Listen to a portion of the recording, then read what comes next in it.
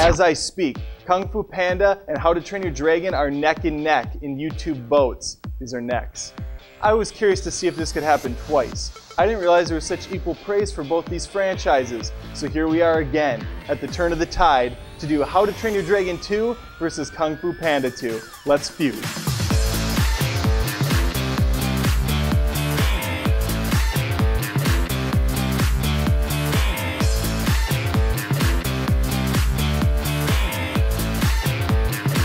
I don't plan on rehashing things I just talked about in my previous episode, so if you didn't see the first Kung Fu Panda versus How to Train Your Dragon feud, I'd go there now and watch. It's about 7.5 minutes long, it's worth your time.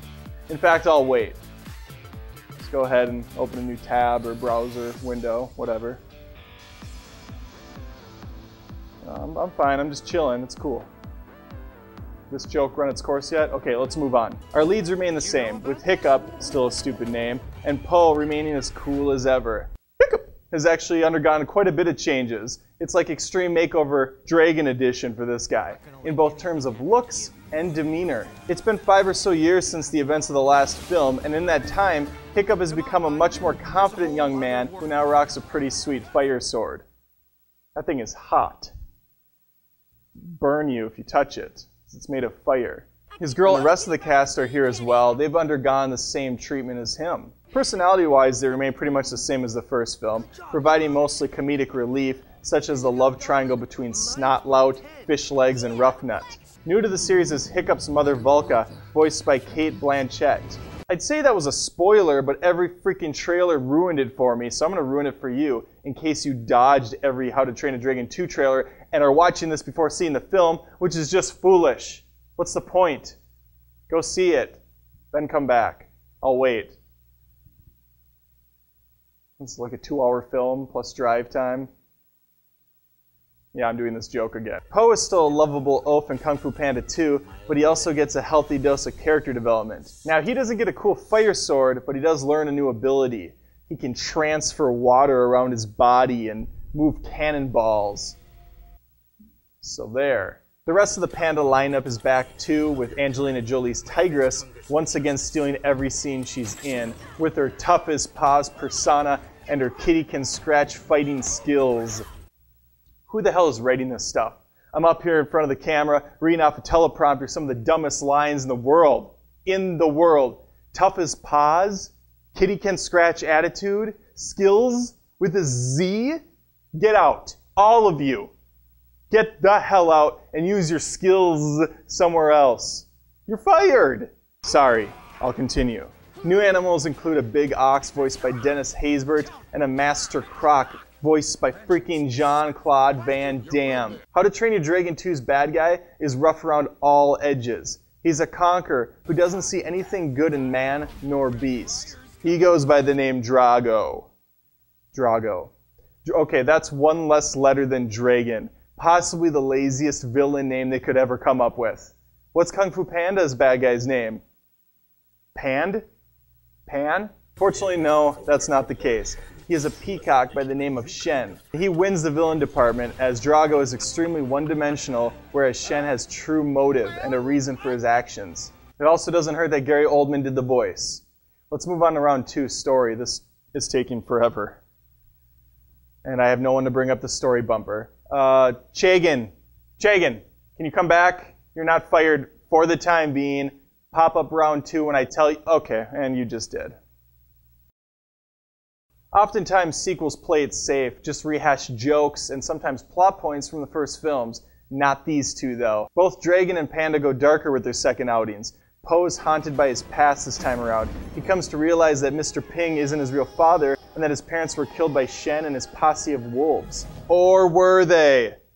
That's right, the cliffhanger of Panda 2 is perfect. And it shows a teaser of what's to come in Kung Fu Panda 3, hopefully, which is in production as I speak. I don't know, I'm just saying that. I think it is. I really don't know. How to Train Your Dragon 2 also has our lead working through parental issues as he meets his for the first time since he was a baby. Just a wee little hiccup. A burp, really. Have a nice flight!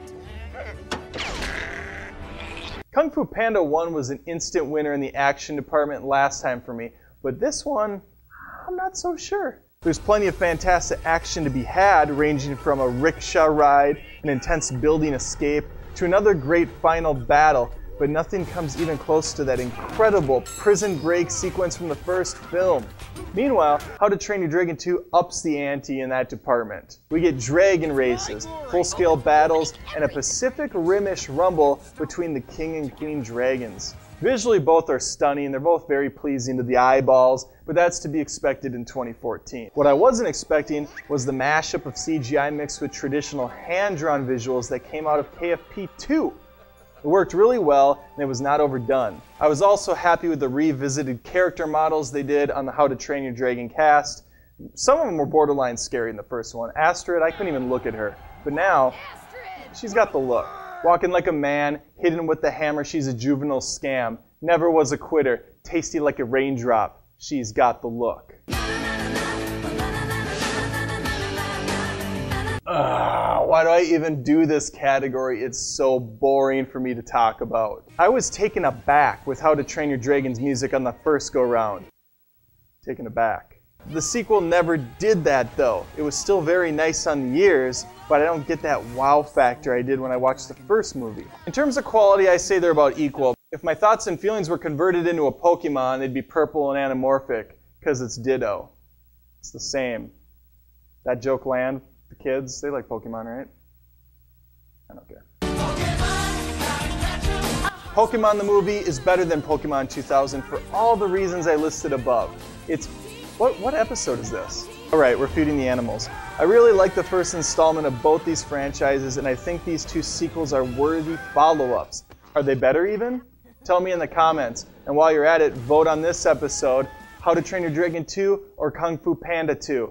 I'm going How to Train Your Dragon 2 in my unhumbly humble opinion, since you asked. But if you think Kung Fu Panda is better, I don't hold it against you. I still love you all completely, except for you, Chagan.